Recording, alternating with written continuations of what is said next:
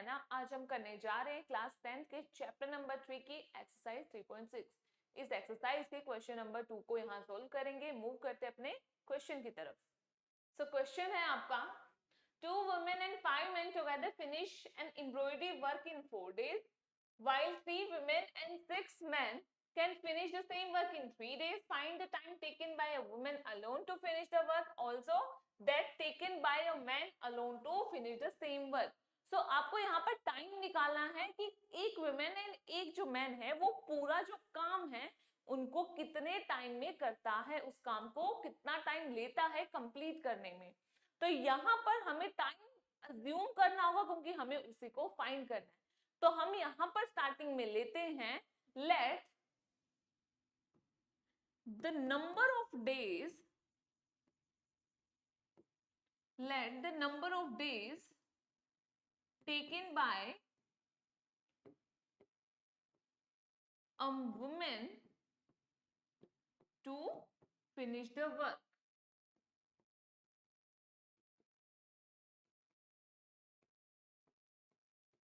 ये क्या हो जाएगा, आप इसे ले लो एक्स। एक्स ले लिया कि एक जो वुमेन है वो काम कंप्लीट करने में टोटल एक्स डेज ले रही है। ओके, अब यहां पर सेकंड कंडीशन में आ जाएगा, let the number of days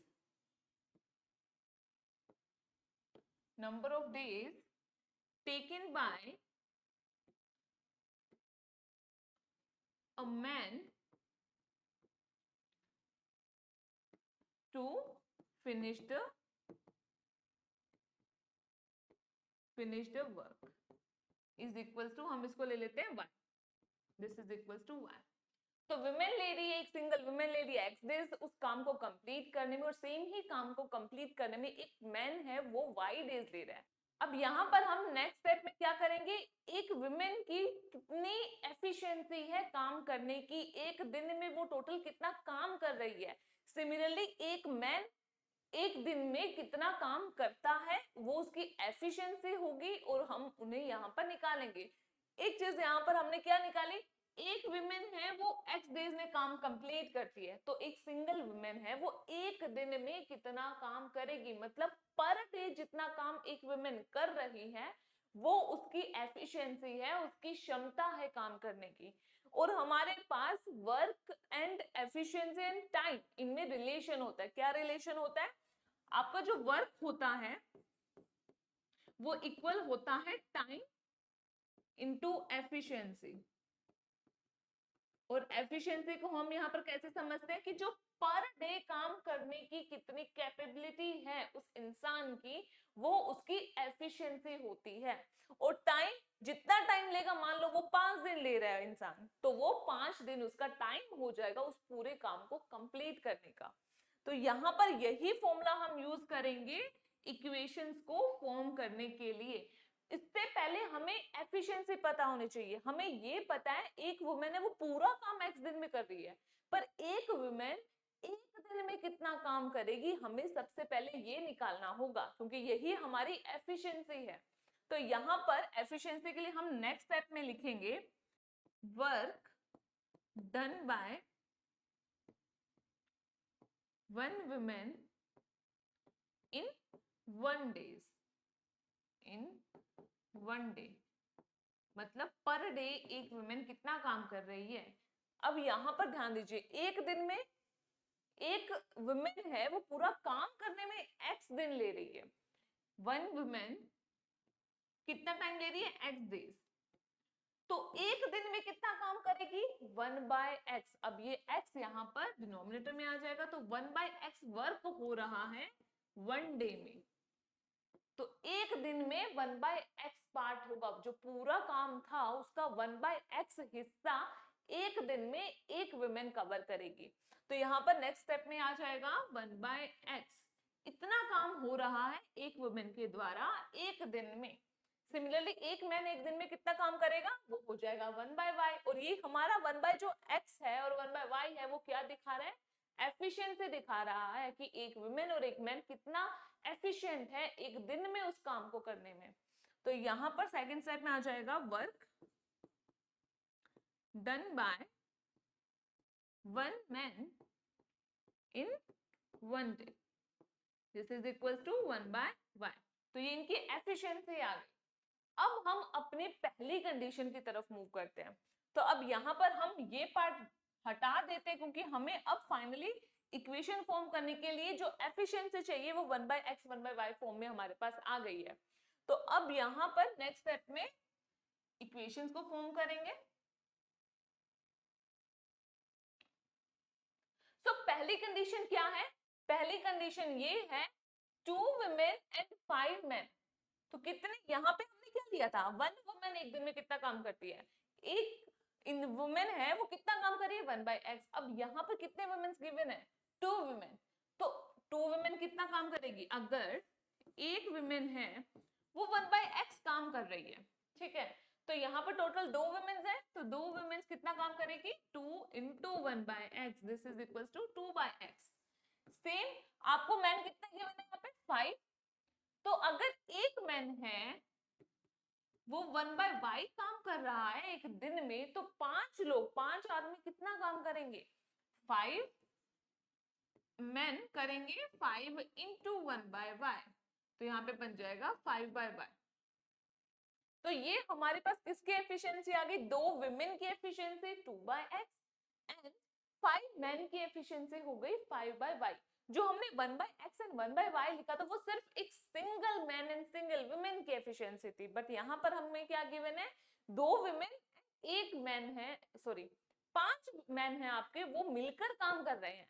तो यहाँ पर इसलिए 2/x एंड 5/y एफिशिएंसी हो जाएगी। ओके, अब सो आई होप आपको ये पार्ट जो है वो अच्छे से क्लियर हो गया होगा कि 2/x एंड 5/y हम कैसे ले रहे हैं। अब इक्वेशन फॉर्म करते हैं।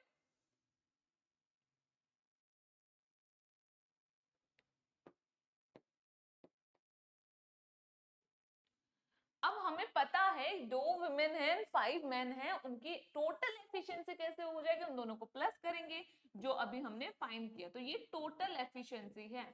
जितने भी लोग उस जो एक सिंगल काम है उस पर काम कर रहे हैं, उस पर वर्क कर रहे हैं, उनकी टोटल एफिशिएंसी आ गई। 2 वुमेन 5 मैन की एफिशिएंसी आ गई, टोटल एफिशिएंसी है ये। अब हमें एफिशिएंसी को किससे मल्टीप्लाई करना है? टाइम से। टाइम कितना गिवन है? वो कंप्लीट कर रहे हैं उस काम को 4 डेज में, 4 दिन में कंप्लीट हो रहा है। ये हमारी टोटल एफिशिएंसी होगी और टोटल टाइम था 4। टाइम इनटू एफिशिएंसी किया तो आ गया वर्क, और वर्क को हम ले रहे हैं 1 क्योंकि हमारे को यहाँ पे नहीं गिवन है कि कितना काम है। लेट्स से आपको अगर ये गिवन होता कि आपको 16 शर्ट्स बनानी है, 5 बास्केट्स बनानी है, तो ये जो 16 है 5 है ये क्या होता? आपका टोटल काम होता, टोटल वर्क होता। यहाँ पे कुछ भी नहीं गिवन है, तो हम अज्यूम करें कि जो हमारा पूरा काम है वो 1 है, इसलिए हम यहाँ पर टोटल वर्क को 1 लेकर चलेंगे। ठीक है, तो अब नेक्स्ट स्टेप में हम इस इक्वेशन को थोड़ा सा सोल्व कर लेते हैं। तो नेक्स्ट स्टेप में हम इसे लिखेंगे 4 को हम यहाँ 1 के डिनोमिनेटर में ले जाएंगे क्रॉस मल्टीप्लिकेशन के थ्रू। ये 4 है, क्रॉस मल्टीप्लिकेशन के थ्रू 1 के डिनोमिनेटर में आ जाएगा। तो इक्वेशन बन जाएगी 2/x plus 5/y is equal to 1/4। तो ये आपकी इक्वेशन नंबर 1 हो गई। सेम स्टेप से हम इक्वेशन 2 को यहाँ फॉर्म करेंगे। तो यहाँ पर इक्वेशन 2 के लिए इसे रब कर देते हैं। सो इक्वेशन 2 के लिए क्या कंडीशन गिवन है? 3 women and 6 men। तो अगर एक विमेन की एफिशिएंसी आपके पास 1/x थी, तो 3 विमेन की कितनी हो जाएगी? 3 into 1/x, this is equal to 3/x। Okay, similarly 6 man की एफिशिएंसी निकालनी है, तो 6 मैन की कितनी हो जाएगी? 6 into 1/y, this is equal to 6/y। तो ये एफिशिएंसी हो गई। अब इन दोनों का टोटल करेंगे, हम टोटल एफिशिएंसी लेंगे क्योंकि ये काम किस पे कर रहे हैं? सिर्फ एक सिंगल काम है, उसी पर तो ये काम कर रहे हैं, वर्क कर रहे हैं, तो इसलिए टोटल एफिशिएंसी हम यहाँ पर लेकर चलेंगे। तो यहाँ पे टोटल एफिशिएंसी लिख देते हैं 3/x प्लस 6/y। ये टोटल एफिशिएंसी हो गई। टोटल टाइम कितना लग रहा है इन्हें? 3 डेज का टाइम लग रहा है, तो 3 से मल्टीप्लाई किया और वर्क अगेन हमारा सेम रहेगा, 1 रहेगा। टोटल वर्क को हम 1 लेकर चल रहे हैं। अब यहाँ पर नेक्स्ट स्टेप में क्रॉस मल्टीप्लिकेशन के थ्रू इस 3 को 1 के डिनोमिनेटर में लिख देंगे। तो ये इक्वेशन बन जाएगी 3/x plus 6/y is equal to 1/3। तो ये आपकी इक्वेशन नंबर 2 हो गई। अब बाकी सारी चीजों को हटा देते हैं यहां से। अब हमारे पास फाइनल इक्वेशंस आ चुके हैं। इन इक्वेशंस को हम नोट कर लेते हैं। फर्स्ट इक्वेशन थी 2/x plus 5/y is equal to 1/4 and second equation थी 3/x plus 6/y is equals to 1/3. This is your equation number 1. This is your equation number 2. अब हम इन इक्वेशंस को सोल्व करेंगे। सबसे पहला स्टेप, क्या ये इक्वेशंस लीनियर फॉर्म में हैं? तो नहीं है, क्योंकि यहाँ पे x एंड y डिनोमिनेटर में है। तो यहाँ पे सबसे पहला स्टेप रहेगा कि इन इक्वेशंस को हम लीनियर फॉर्म में कन्वर्ट करेंगे। तो कन्वर्ट करने के लिए हमें क्या करना होगा, जैसे कि हमने अपने प्रीवियस क्वेश्चंस में किया था, हम सब्स्टिट्यूट करेंगे किसको, 1/x एंड 1/y को। तो यहाँ पर सबसे पहला स्टेप रहेगा by substituting 1/x is equals to u and 1/y is equals to v in equation number 1 and 2, we get equations क्या बन जाएंगे यहाँ पे, 2u plus 5v is equals to 1/4 and second equation बन जाएगी 3u plus 6v is equals to 1/3। अब हम क्या करेंगे, जो इक्वालिटी में फ्रैक्शन फॉर्म में वैल्यूज हैं, हम उन्हें एक नॉर्मल इंटीजर में कन्वर्ट करेंगे। वो भी कैसे करेंगे, हम ये जो 4 है डिनोमिनेटर में, इसको इस साइड से मल्टीप्लाई कर देते हैं। जो लेफ्ट हैंड साइड है उससे क्रॉस मल्टीप्लाई कर देते हैं। तो ये 4 इधर जाकर मल्टीप्लाई होगा, ये 3 इस पूरे वैल्यू से मल्टीप्लाई हो जाएगा। तो इक्वेशन बनेगी 4 इंटू ब्रैकेट में 2u plus 5v, यहाँ पे इक्वल में सिर्फ 1 रह जाएगा। सिमिलरली यहाँ पे बनेगा 3u plus 6v is equals to 1। अब क्या करेंगे, इस 4 को पूरे ब्रैकेट से मल्टीप्लाई कर देंगे और 3 को पूरे ब्रैकेट से मल्टीप्लाई कर देंगे, तो एक सिंपल इक्वेशन आ जाएगी आपके पास। तो मल्टीप्लाई करते हैं, तो 4 को 2 से किया 8u plus 20v is equals to 1।